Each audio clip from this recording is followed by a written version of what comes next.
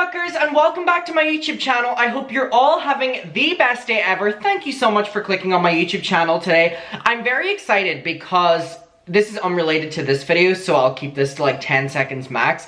But I'm currently working on a bunch of videos which will be starting literally right after this, where I'm going to be going through all of the old Shane Dawson documentaries and going episode by episode, reviewing them and kind of talking about them from what we know now, and I'm very excited for it. So I'm literally just choosing the one that I want to start with. So if you see this within the first few hours or even the first, day, please let me know which series by Shane you think I should start with. I'm thinking the Shane Dawson Jeffree Star one, just because that was the biggest one. Then we can do the TanaCon, Eugenia Cooney, Eugenia Cooney one, and all the rest. So anyway, what we're going to be talking about today is Gabbie Hanna did an open letter online, and she actually published this a couple days ago, and it is an open letter / letter that she had wrote for herself, or written kind of like a diary entry, and it was basically like a last letter.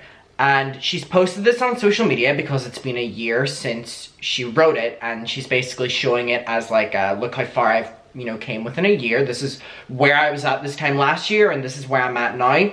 So we're gonna go through it and we're gonna read it.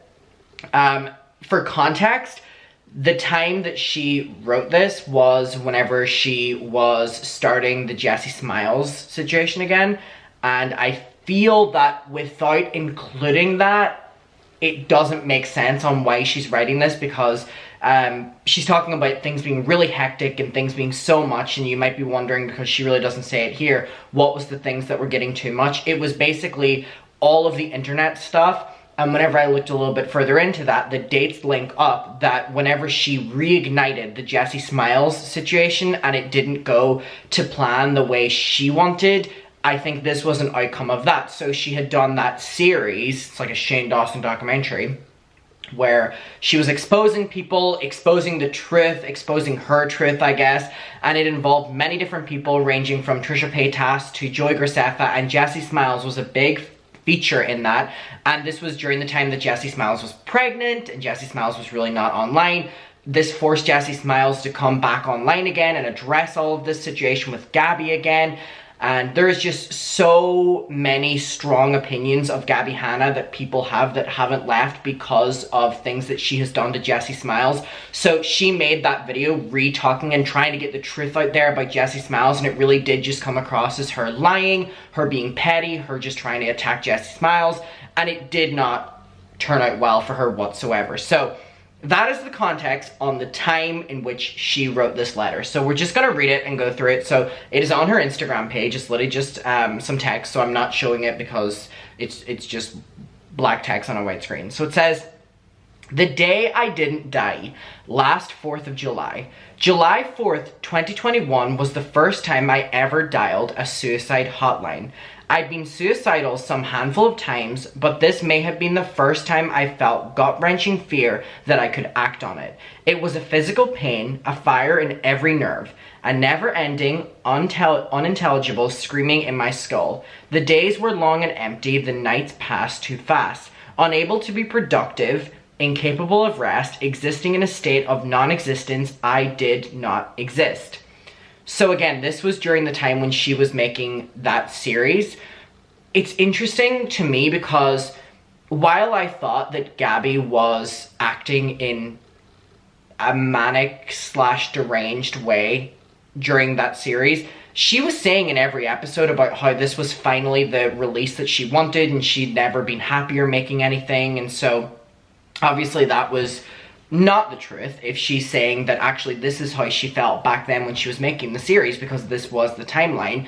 But yeah, if we were to rewatch that series again, they've all been deleted now, but it very much so came across that Gabbie Hanna was saying that this is what I've been wanting to say for so long. I finally have the confidence to say it, and once I say this, I'm gonna feel so happy that this is off my chest and I can finally live the freedom life that I want to. That was the narrative that was pushed with it. Obviously, that was not the truth behind the scenes. Now again, the series was very bad. It was awful. It provoked so much negativity towards Gabbie Hanna, and again, all of that, or at least most of it, trying not to sound biased in any way against Gabbie, but a lot of the criticism and hate she got back then was completely started by herself from situations that had died off. So the Joey Graceffa escaped the night. Joey made a reaction video and a response video, and that went viral, and then Gabbie got so much hate from that because she had originally made a video saying that Joey and Daniel treated her horribly on the set, and then Daniel responded to it, and the Jessie Smiles responded to her starting something, and it seemed that it didn't go the way that she thought. This could be hell or purgatory, at least, I'd think. Maybe I'd think some more if I actually did it. Maybe I'd convince myself I fucking killed myself and this is my hell. My molten, decaying, covered in cat hair, emancipated, meaningless, looming, isolated, soul disintegrating, torturous, grey, eternal hell. This coexistence of numbness radiating from the inside out and pain clawing from the outside in. The last couple decades have given me plenty of time to calculate the number of people for whom my premature departure would be right on time. The benefits outweighed the risks. I would even allow myself to venture into the darker corners of my mind, exploring and briefly relishing in the fantasy of being celebrated in my death. Recognizing post-mortem. Sorry, these are a lot of really big words, and Adam is not that clever, as we're aware, so I'm struggling reading this. Like Van Gogh and Edgar Allan Poe. A reminder to be kind, a beacon of mortality. Now, again, with the timeline, those past few sentences that we've read about just wanting kindness and stuff is very weird put into context, but again, I don't want to be disrespectful to this. The hopeful worry, my death may mean more than my life. The night of Independence Day, I was alone, really, very undeniably, deeply, hazardously, these words are too big for me, hazardous, I've never even used that word before, I didn't know that fucking existed, hazardously alone, a place beyond the temporary relief of screaming into the void, sobbing on the shower floor, dragging my fingernails across my wrist, banging on my chest until it was sore enough to breathe again. For the first time, I didn't have a plan. For the first time, I lost faith in someone else. There's much to be said about more modern organizing religion and its fear-mongering nature, but I'll forever be grateful for the deeply instilled fear of hell. The fear of hell is what kept me alive, when the hope for heaven was dimmed to a flicker. That and the two kittens who needed me about half as much as I needed them, sleeping with me every night. I was okay, spiraling in shame at the possibility of worrying a stranger helping me, so someone that she had called, like the ambulance or the hotline. I was okay spiraling in shame and immediately drowning in guilt, wondering if they wondered if I was okay, spiraling in shame at the possibility of worrying them, trapped in broken bodies. I fought sleep with the lights off, waiting on a call that never came from someone I used to count on. It scared me how empty words can be, how empty hearts could become. This Independence Day, I am so grateful to be alive. I slept in late, rested from the previous day of sun, modern, music, art, friends. I took a long walk in my beautiful neighborhood. So many flowers are in bloom. Creating in my backyard with a glass of ice water and butternut squash. Preparing for a show at the end of the month. I feel so blissfully independent this Independence Day. God, I am so grateful to be alive. I am so hopeful for the rest of my long, beautiful, perfectly designed, unable to be denied, unignorable, one in a zillion, studied by billions, magical, supernatural, unfathomable, unimaginable life. So that is what she said. And one thing I want to say first and foremost is reading those words, even though I struggled with them greatly because I'm not that intelligent and my vocabulary is so limited, reading those words from anyone is hard and it's not nice to read, and it's upsetting that someone felt that way regardless of your opinions of them. Like, this could be the person I hated most in the world, in my day-to-day life.